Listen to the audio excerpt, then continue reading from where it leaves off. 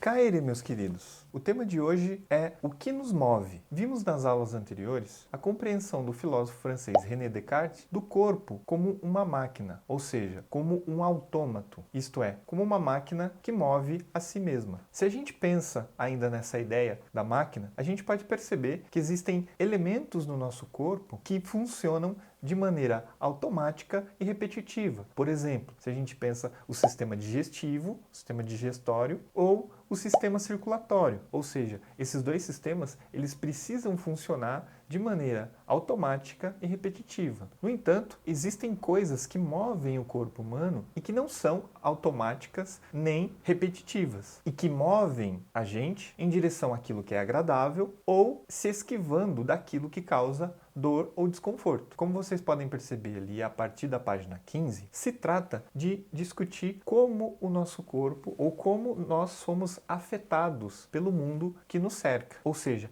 essa capacidade de ser afetado pelas coisas ao redor é aquilo que vai fazer a gente entender o que nos move. Por exemplo, somos afetados por sensações, desejos e sentimentos, em que as sensações podem ser sensações de prazer ou sensação de desprazer ou de dor. Já os sentimentos, teríamos sentimentos de alegria, de medo, de raiva, de amor, de tristeza, etc. Esses sentimentos, por exemplo, eles podem vir de repente, ou seja, eles afetam a gente e o nosso corpo de maneira repentina. Ao observar que isso acontece no nosso corpo, os gregos lá atrás utilizaram a palavrinha pathos para designar essa capacidade de ser afetado pelas coisas. Ou seja, o pathos ele está relacionado às sensações, aos sentimentos e aos desejos. No sentido que a palavrinha grega pathos significa aquilo que nos afeta, em português, o correspondente à palavrinha pathos seria a palavra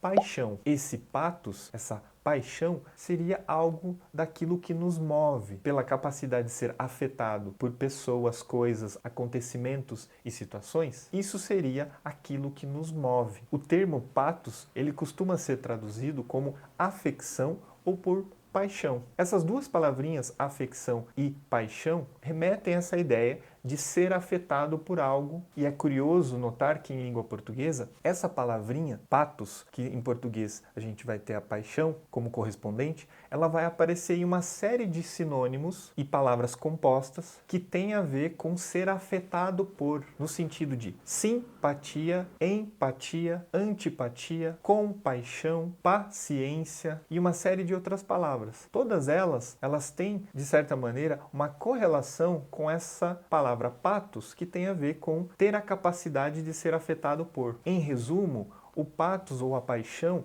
é aquilo que nos atravessa no sentido metafórico, ou seja, aquilo que nos afeta de maneira profunda, seja pelas sensações, pelos desejos ou pelos sentimentos. Isso é interessante na nossa discussão geral sobre o tema da liberdade, porque faz a gente pensar em como determinadas coisas, situações ou acontecimentos, ou seja, isso que nos afeta, pode ser algo que promove permissões, proibições e influências que são externas, ou seja, que podem promover uma certa liberdade ou uma certa limitação, um certo aprisionamento. E num sentido geral, todos os filósofos, desde a antiguidade, buscaram compreender como essas paixões, como essas coisas que nos afetam, podem ser organizadas no sentido de pensar um controle sobre essas paixões. De maneira bem geral, a gente até poderia considerar a história da filosofia como uma permanente luta entre razão e paixão,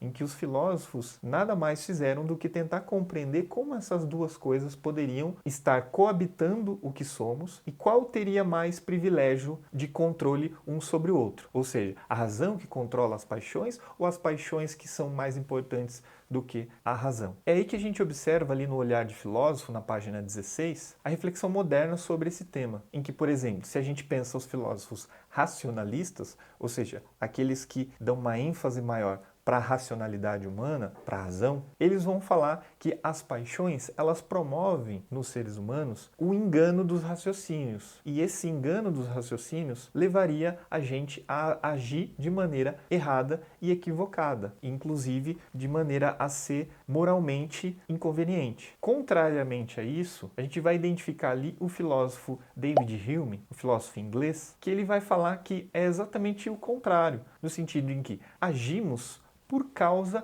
das paixões, no sentido em que a razão até pode atuar na escolha das atitudes, mas aquilo que move a nossa ação seria basicamente as paixões. Ou seja, para David Hume, nós agimos em função de algo que desperta o nosso desejo, ou agimos para fugir daquilo que nos causa desprazer ou incômodo. Neste sentido, ele vai entender que a paixão, ela é uma motivação que nos coloca em movimento, ou seja, é por meio das paixões que nos movemos, num sentido amplo e significativo do termo. Nesse sentido, eu gostaria de perguntar para você: e aí, são as paixões que movem aquilo que você faz? Você busca controlar mais as suas paixões com a razão? Na próxima aula a gente vai falar sobre pensar por si mesmo e a gente desenvolve um pouco mais essas reflexões na nossa aula online da semana. Eu espero que vocês tenham gostado e até a próxima aula.